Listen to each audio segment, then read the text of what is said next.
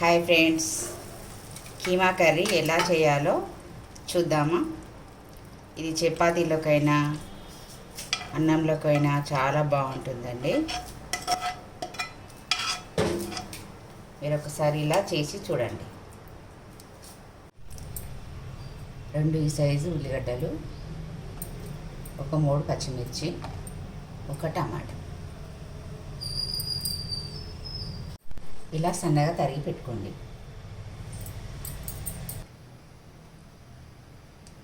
తగినంత నూనె వేసుకోండి.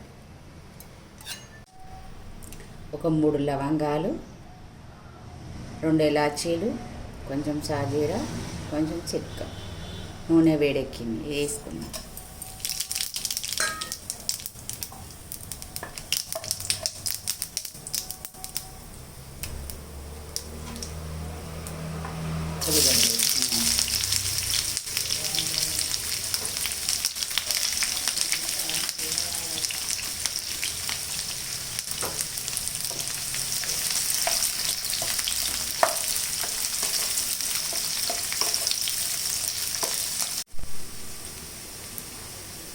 ఇప్పుడు పచ్చిమిర్చి వేసుకుందాం.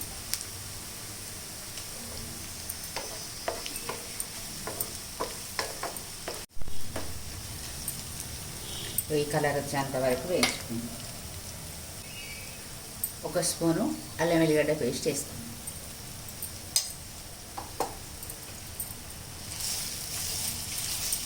ఇది పచ్చి వాసన అంతా పోయేంత వరకు వేయించుకోండి. 1/2 స్పూన్ పసుపు,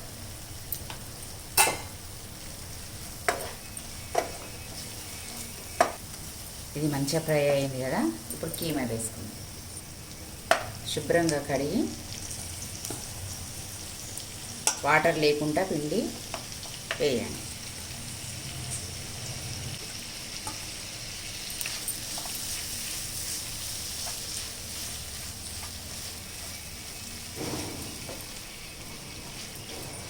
ఇప్పుడు ఇదంతా మంచిగా కలిపి మూత పెట్టుకుందాం.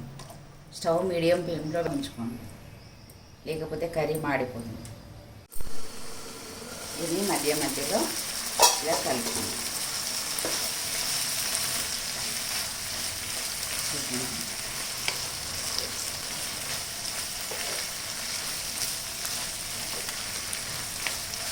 ఇలా కలుపుకోవాలండి, లేకపోతే కర్రీ మాడిపోతుంది. సిమ్లో ఉంచి చేసుకుంటే కర్రీ చాలా బాగా వస్తుంది. నేను కారం వేసేది మిస్ అయిందండి. 1 స్పూన్నర కారం వేసాను.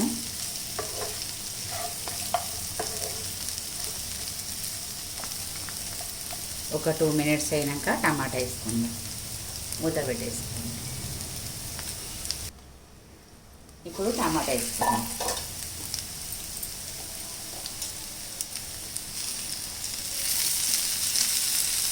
కీమాలకు టమాటా చాలా బాగుంటుందండి.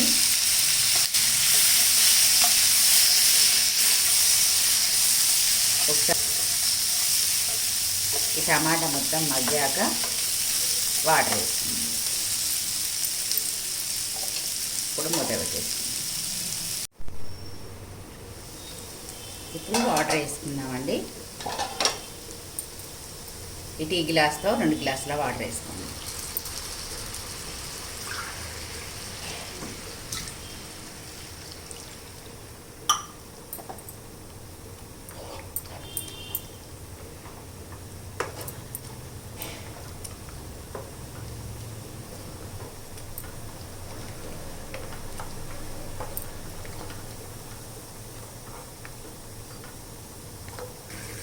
ఇంకొక 1/2 గ్లాస్ వేసుకుందామండి, ఉడకాలి కదా. స్టవ్ మీడియంలోనే ఉంచుకోండి, హైలో పెట్టకండి. ఇది నెమ్మదిగా ఉడకాలి. ఇప్పుడు మూత పెట్టేసుకుందాం.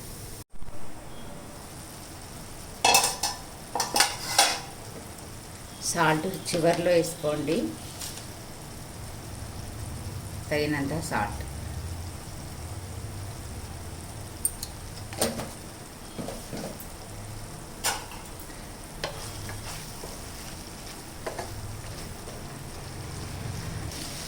ఇప్పుడు ధనియాల పొడి, గరం మసాలా రెండు వేసుకున్నామండి.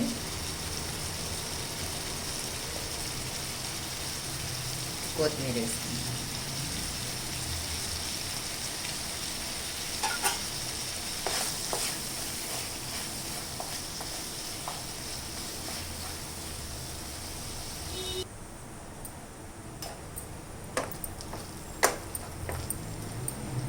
కూర అయిపోయినట్టండి. ఒక 2 మినిట్స్ మూత పెట్టుకొని ఉంచుకుందాం. ఈ కొత్తిమీర మసాలా అంతా కర్రీకి అంతా పడుతుందండి.